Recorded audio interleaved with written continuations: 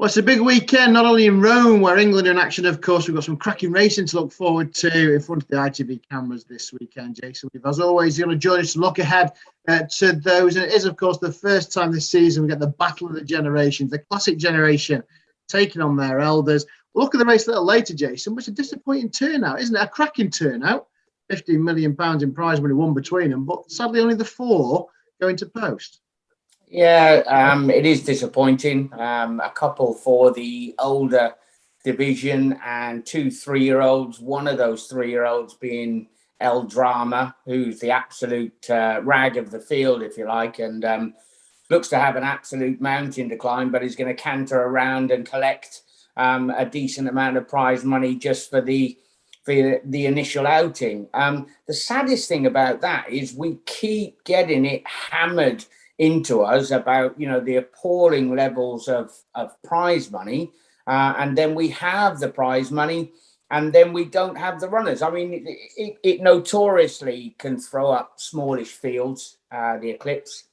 But there's a good chat at the moment as to whether we should run the Derby a little bit later and the Oaks on the same day, and then possibly have the Eclipse the following day afterwards. I know that would shuffle everything around and it would mess up the Irish Derby. But sometimes, you can. I'm all for tradition, but for tradition's sake is sometimes not the way to go. So there's a possibility of, that just being thrown out there in the open, that everybody can have a sit down and a possible rethink, because we want this to be the clash of the generations. In an ideal world, you'd have a Derby winner coming back down and one of the older brigade, a well-travelled horse. I mean, Mishrif is perfect, isn't he? St. Mark's Basilica is perfect. Don't get me wrong. These are bringing in tremendous form levels. So, but 3 of the runners are tremendous. It's just going to lack that little bit of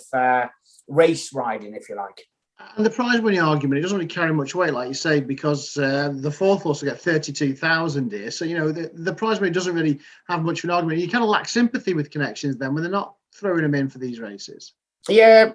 I suppose you could argue, who else has got one to go in there? And, we've had the Irish Derby, which was relatively quick on top of this. The English Derby winner, we were told where he was going to go, and he looks the type who probably wouldn't appreciate coming back down in trip.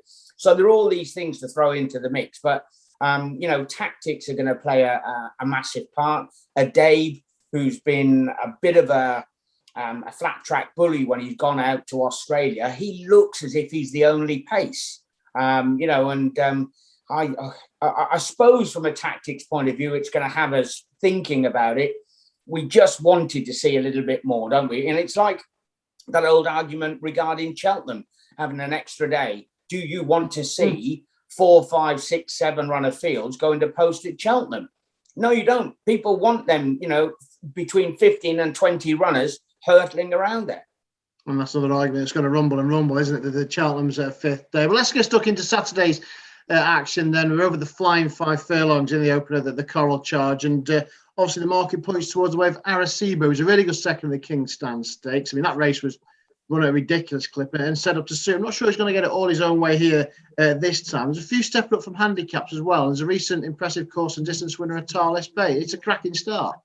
Yeah, it's a good start. Lazuli is proving himself to be a very likeable type. Ainsdale, I would be giving him a massive chance on the back of that second to Liberty Beach. But he's drawn in the car park. The stalls are going to be on the far side, 1 on the inside. He's out in 10. I think he's overpriced, but I'm cautious about him being caught a little bit deep on the wing. And you mentioned Natalis Bay. I mean, he's done nothing wrong as he so far this season. He got beat on one occasion. He's won the other couple. I have to say, looking at the prices, Arecibo is going to go off favourite. He came from another county to finish close up behind Oxted in the King's Stand. Just have a look back at Stone of Destiny's run in that particular contest. William Buick fell out of the gates on him, never got involved, made up into contention, got sort of lost in his run, stayed on again in the closing stages. he was beaten about the same distance that he was left behind Arecibo. Arecibo's 130, somewhere around there. He's about 12-1, and he gets Oisin Murphy on board. As we speak, Oisin is right on the tail of William Buick, who got a bit of a run on. He was a couple behind him. Obviously, it's going to chop and change dramatically, but I think he's in for a real big afternoon. He's the wrong price, Stone of Destiny. So Destiny in the Open. Just touch on that as well, the Jockey Championship, because you mentioned William Buick, he did have a good run. Now he's in that amidst of that 11-day ban. Oisin's got another 4-day ban upcoming as well. I think this is going to be a cracking contest all the way up to Champions Day. Yeah, that's what we want as well, don't we? There's nothing worse than it going out with a whimper. The lads always talk about, in the early part of the season, I'm not really going to go for it. And then all of a sudden, momentum gathers. You get up around this time. We've got the July meeting next week, and then we roll on into Goodwood towards the end of the month. So it's a very, very important time of the championship, and not a lot in it at the moment. Oisin's just started to pull his finger out. Well, let's up to Merseyside then for the first time this weekend in the 205. It's a 1.75 miles, 3-year-old handicap. And when you think of staying handicappers in this division, you think of Mark Johnson and Sir Mark Prescott, both represented here. Sir Mark Prescott with his Summer's Night, who's on a hat-trick. And you think he might just be ahead of the handicapper still. Yeah, I'd say that. Luke Morris getting down to a pretty lightweight to ride him. Luckily for him, he's a fairly natural sort of guy. He hasn't got to sweat and waste too much. And he's only up on a mark of 73. Just looking back at the races that he's managed to win, it's going to be a different kettle of fish in here against some much tougher opposition, it has to be said. They're all bringing in some sort of fairly recent, bar a couple, fairly recent winning form. And a lot of them, one or two, the likes of Sir Rumi, didn't run bad in the Golden Gate at Royal Ascot. Tashkan, I thought that was a pretty good run from him at the Royal Meeting. Especially, he was up with an early pace where nothing managed to stay up there. So I thought he ran a big sort of race. A lot of people will latch on to Summer's Night, as they will do a little bit later on in the big one over 1.5 miles up at Haydock for Sir Mark Prescott. But I'm just a bit weary of them at the moment.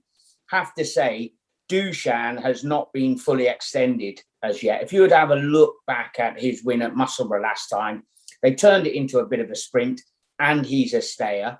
He still was quick enough to come from more or less the middle to back of the pack in a smallish field, admittedly, and show him a clean pair of heels. He's gone up £7, 92, I think, seriously underestimates where his ceiling should be at the moment. And the team couldn't be any hotter. I thought Danny was brilliant on him last time. Gave him one hurry up to go past the second of Johnson's, who went and ran a brilliant race at the Chester meeting just gone in a real hot handicap. So Dushan for me is an easy pick.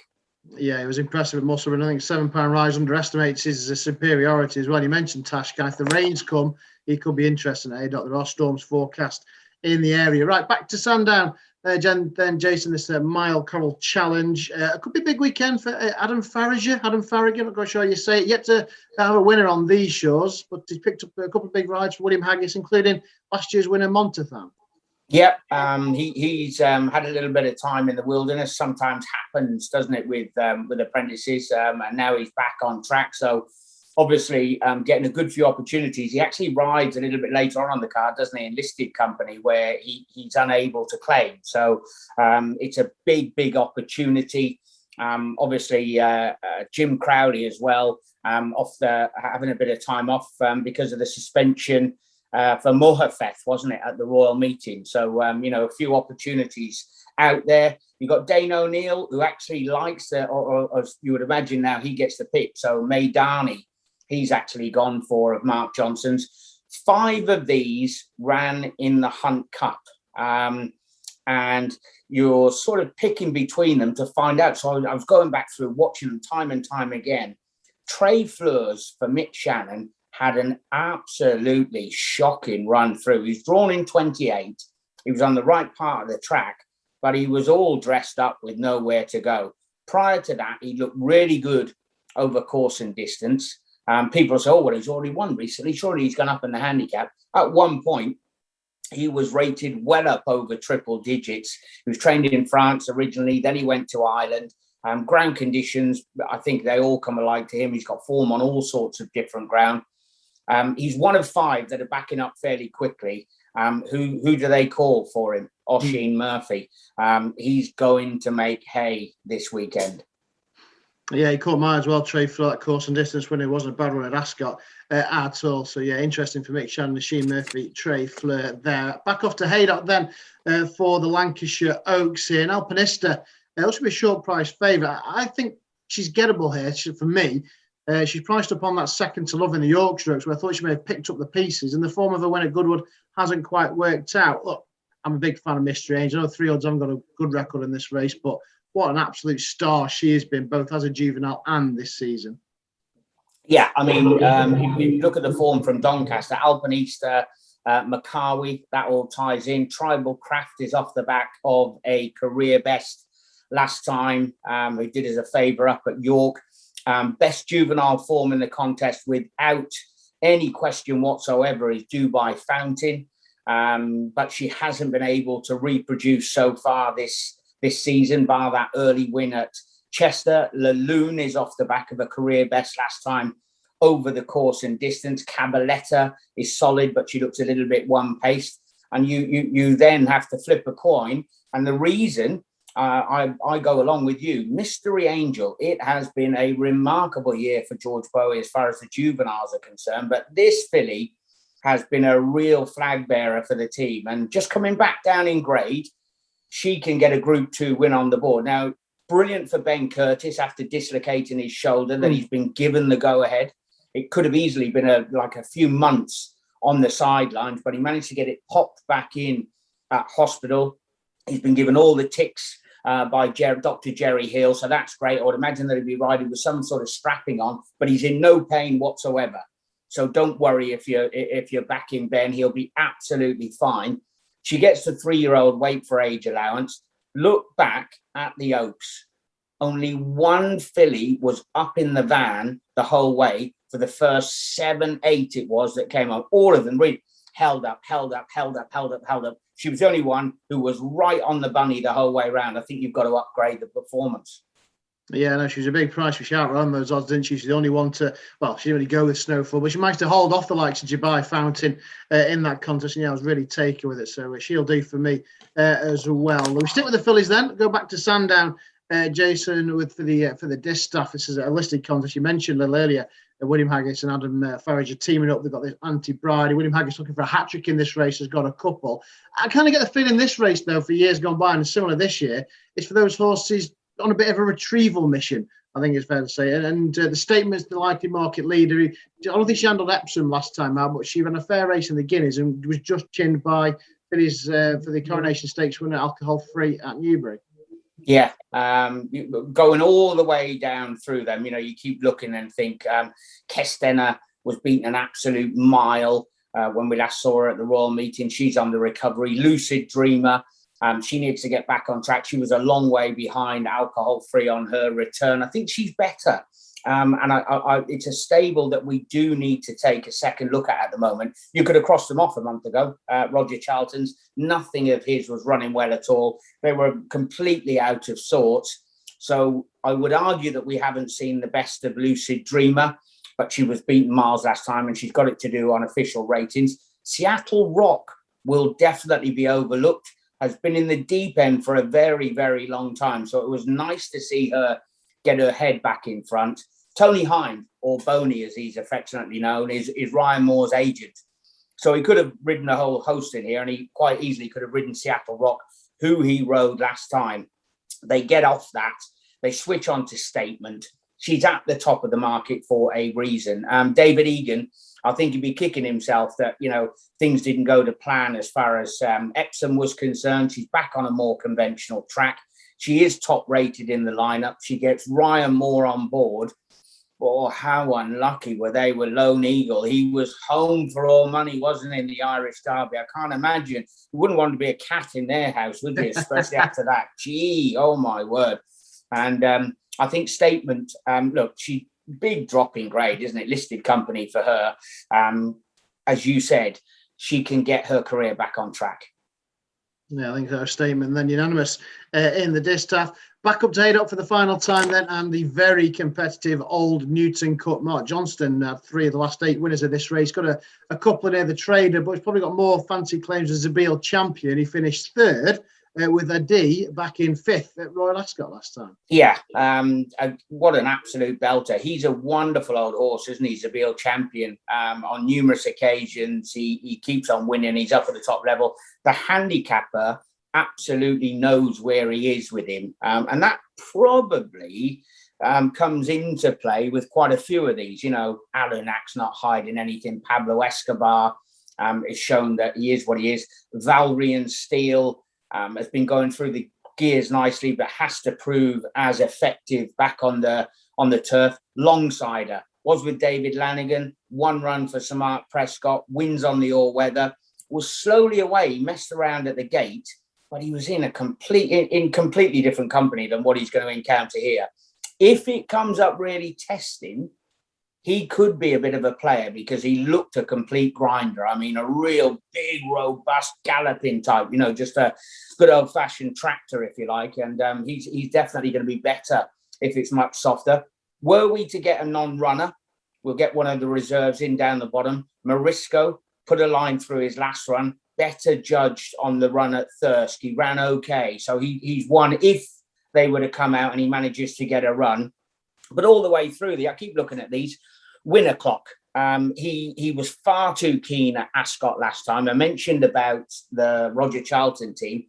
He was running okay the first start when his horses were so badly out of form. So to be able to do that when all the squad are sick suggests that he's nowhere near his ceiling rating at the moment. Thomas Greatrix takes a valuable £3 off. He's drawn down on the inside. I know it's over 1.5 miles, but at least he'll find himself close enough to the paint for that top turn. And I just don't think we've seen the best of him yet. He's not overly raced.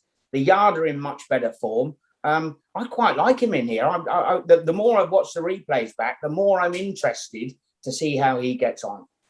Yeah, I backed him at Royal Ascot as well. It was a funny old race, that one, for Winner Clock. So, yeah, definitely worth giving him another chance, you mentioned, for Roger Charlton. Right, back to Sandown then. The feature race, of course, of the weekend is the Group 1 Eclipse. We touched on it a little earlier. Assuming El Drama, we think, is booked for 4th and a nice £32,000 pickup. Are you with the Champion Stakes hero, Adib, the money spinner that is Mishriff, or could Aidan O'Brien win a 6th Eclipse? Incredibly, it's a decade since you last won this Group 1. I mean, 10 years since Aidan O'Brien won a Group 1 at Sandown. Yeah, that's crazy, isn't it? And one of my favourite horses of all time managed to win this. You remember Giant's Causeway for Georgie Duffield when he stood in because I think Mick Canham was on the sidelines or injured. Himself and Pat Edry having a ding-dong battle up the hill. Lots of good memories, though. You know, you go down through them. Nashwan winning by 5 lengths, if you like. And it's a super, super race. I think Adib will make the running. He has done that previously, and he's improved that of all recognition. He's just a very, very solid horse, isn't he? Mishriff is a French Derby winner, a Saudi Cup winner, a Dubai maiden winner. And then you've got St Mark's Basilica himself, a French 2000 and Derby winner. So there is a great matchup. I think St Mark's Basilica is the quickest horse in the lineup. That's the way I'll word it. He was always towards the 4 in the French Derby. He certainly, for me, didn't look like he was crying out to go any further. This is going to be Ryan Moore's got to smooch him into contention. I'm sure he'll be going best at the 2 pole, but it's from the furlong marker up to up the final climb. If he can wait and if he can bide his time up until that point, I think he'll get home. But if the clock is ticking, i.e. they've gone hard enough early and in the middle to just try and drag it out of him, that's the way I could see him getting beaten. When we look at the clock and when we look at the sectionals, it'll be fascinating to see how this is ridden. And we talk about Tom Marquand, his confidence and how he's riding at the moment. But if I was going to say from a tactical point of view, I think this is his biggest test to date, because the only way he can stretch out and get St Mark's Basilica beaten is if they go a perfectly timed run up on the front end. Not too quick that you ruin your chance, but quick enough that you're taking St Mark's Basilica's stamina into play. Interesting point as well. Ryan Moore only ever ridden him once when third at the Curragh, so he's not been on board for any of his Group 1 wins. It was Frankie at Newmarket, and then of course you can't go to France. It was Alex Mendicibel. Could that be a factor? No, it'd be absolutely fine. You're throwing him on board with complete confidence once you leg him up. It was interesting. Irax Mendicibel said after the French derby, definitely the Arc, because he wants to keep the ride and he wants him to stay over there. But no, look, he gets the weight for age allowance. He's already rated 120. He managed to win the Dewhurst last year. There's a lot to like about him. I'm not underestimating Mishrif. I think Adabe will try and make the run in. Mishrif goes for home. It'd be cat and mouse between those two, and who sees it out the best. St Mark's Basilica is the quickest horse in the lineup. Yeah, I'm not sure it's set a man half in a horse box. I'm not convinced. Like you say, he wants a much further than 10 furlongs. Right. I would like to fast forward to Sunday. There's one race that I'd like to talk about on Sunday at Chelmsford. It's the flagship race of the track, the listed Queen Charlotte Filly Stakes. The drop back to 7 furlongs may just suit Double or Bubble. She was very progressive before running down the field over a mile at Royal Ascot. The other one at the other end is With Thanks, who disappointed on her return after Haydock, but she had some real solid 7 furlong form last year. I think these pair probably set the standard. Oh, it's an absolute cracker. What a great turnout for this listed contest here. Double or Bubble was bidding to give Chris Wall his first Royal Ascot winner, believe it or not. Is related and owned by the very good filly that they had previously called Mix and Mingle. With Thanks, absolute cracker. When she won over at Nace, that was a real top class performance. I think she got up around about a rating of 113. Highfield Princess is bringing in that Royal Ascot winning form. And then you've got Shimmering Dawn, who's on a little bit of a recovery mission. She got beat here at Chelmsford a couple of starts back, and then she ran an absolutely cracking contest last time when third. But again, you keep going back. Jack Mitchell's in good form. He's already had a couple of winners leading up into the big weekend meeting and the big race of the day on the Sunday. They've been gifted a brilliant turnout because the money's so good for this listed contest. And you've got to say, Double or Bubble to get it done for Chris Wall and Jack Mitchell. Yeah, I agree on that one as well. So I think she's certainly a filly to keep on the right side of. Right, we looked at the 8 races then. What's your idea of a strongest bet on the card this weekend, Jason? Well, I definitely think that Stone of Destiny is the wrong price, and he's up in double digits at the moment, so he's a big each-way player for me in the first. His form is exactly the same as the favourite. Look at their runs back-to-back. His form is exactly the same. If you wanted to nail me down to one particular runner, I'd have to say that Dushan in the 205. The win for me was underestimated up at Musselburgh. We're literally just scratching the surface with him at the moment. 92. I don't think that's anywhere near his ceiling rating. He steps up in distance. It's a positive from a pedigree point of view. If it turns out tactical, he's probably the quickest in the lineup as well. The horse down the bottom, Summer's Night, who's going to make the market for him, takes a big leap from the pond into the sea. A bit like young Marco Gianni at the moment, who rode out his claim at Yarmouth in the week. He's soon to, after Saturday, he'll have his claim stripped off him and he will be out with the big boys. So, yeah, Dushan will be the nap. Stone of Destiny, wrong price each way.